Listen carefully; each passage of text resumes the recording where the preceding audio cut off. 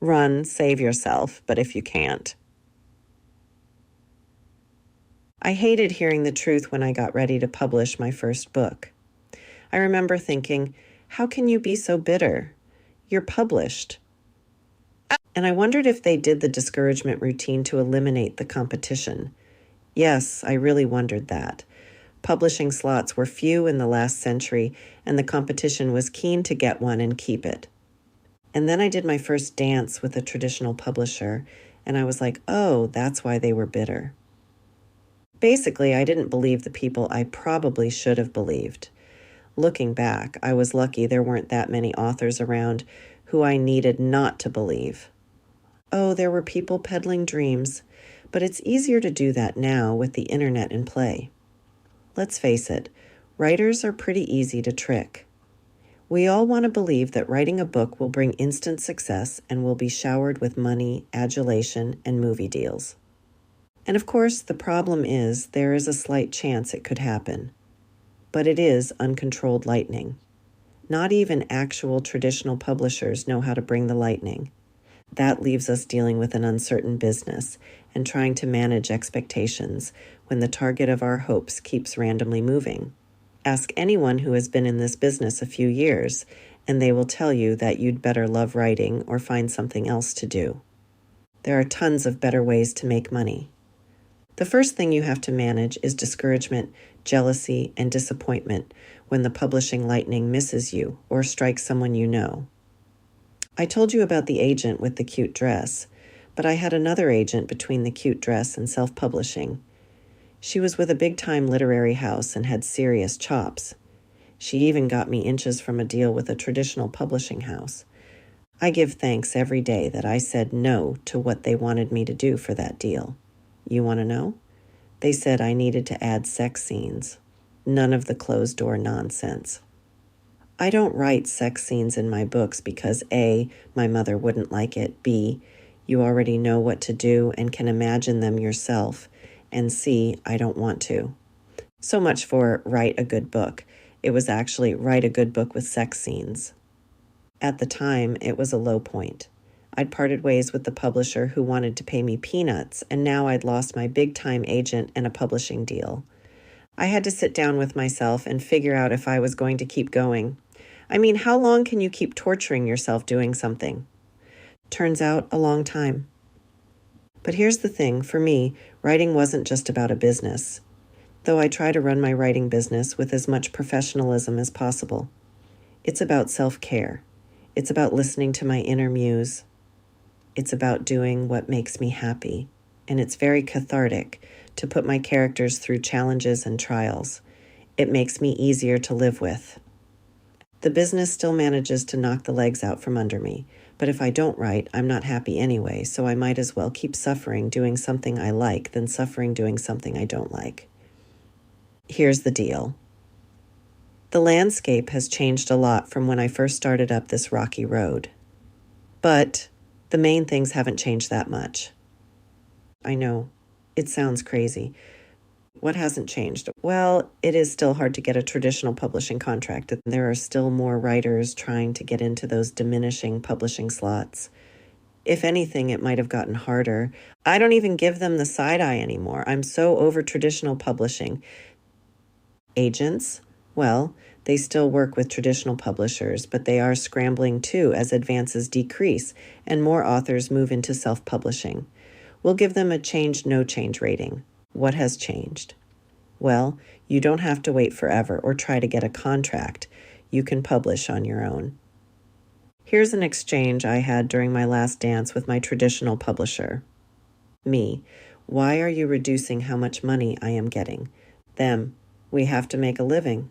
Me, so do I. Them, then you shouldn't be publishing with us. It was good advice and I quit publishing with them. I see authors choosing to go with a small press to learn the ropes. I understand. I published with a handful of small presses, none of which are around today. Some of the ones I didn't publish with did survive all these years. I did learn the ropes from them. The main rope I learned was that I can make more money publishing myself. When small presses first started popping up, their terms were decent. Their contracts, one, maybe 2 pages, and they were trying to build their business, so they did try to promote their author's books. But here's the sticking point for me these days. You really only get a sales lift from a small press the first few months, maybe even the first year. After that, you do all the lifting, but their percentage of the take doesn't change. You end up supporting them more than your own business. The truth is, contracts for authors are ridiculous and should have been changed a long time ago. I'll stop there before I really start to rant. LOL. There's no question in my mind that the opening of Amazon, Apple, Kobo, Nook, and Google Play to self-published authors changed my publishing life forever. Print on demand, which used to be a dirty word, has also become respectable as print and shipping costs keep rising, and even traditional publishers have switched to this model for some of their titles. Responding to the few who still see a stigma in do-it-yourself publishing is really their problem. I do me and let them do whatever they want. Is there a downside? Of course there is. This is the publishing business, which means there is no easy button or smooth path. In between easy and bumpy. Authors really need to understand the business, so at least they know when they are making a less than wise choice. One more ugly reality, then we'll move on. In a legal action involving 2 big publishers wanting to merge their businesses, it was revealed that most books they publish only sell about 12 copies a year.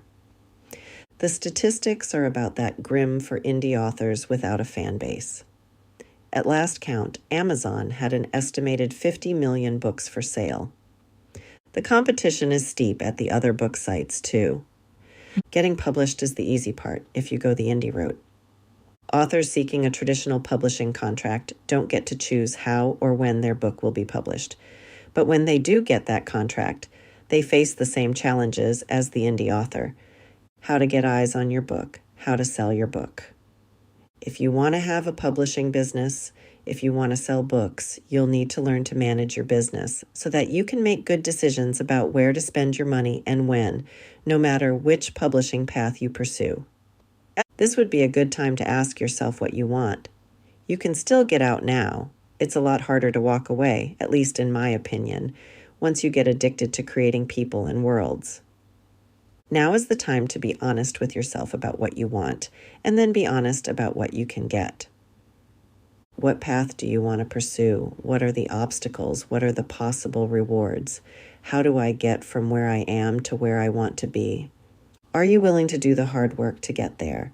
Are you willing to learn the writing craft and build a solid foundation for a long-term writing career? Do you want to build a fan base of readers who love what you write? Or are you in it to get rich quick? If you are in it for the money, there are faster ways to make it than writing. Are you up for a few more hard truths? At every conference we went to, where editors talked about what kind of books they wanted, they all said a version of this: write a good book. They weren't lying, but they weren't telling the whole truth either.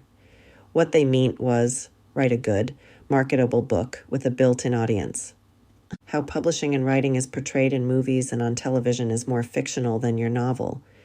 Not every published book makes it onto the shelf in a bookstore or a library. Very few authors get paid for book tours and all the hoopla that we dream about. For most authors, the money spent on promoting their book comes out of their own pocket, whether you published it or a publisher contracted it. Even major publishers don't get all the books they publish onto the shelves of bookstores or libraries. And here's our last hard truth for this chapter. Not everyone will love your book. The definition of a good book is subjective and very personal for readers. And that definition for editors starts with, is it marketable? Your last question could be, am I tough enough for this business? Writing a book is just the beginning. Having a book writing business means learning what path to take, who to trust, and how much to invest. If you hang around long enough, you'll eventually realize that becoming an author isn't exactly a wise business decision. Can you live with that? Just because this is a crazy, random, flawed business doesn't mean you can't run your part of the business professionally. In fact, because it is so insane, it's more important to be businesslike. It helps to control what is under your power to control, not much. and it helps to be realistic about what to expect. But if you can run and save yourself, still with me? What can you expect from this business?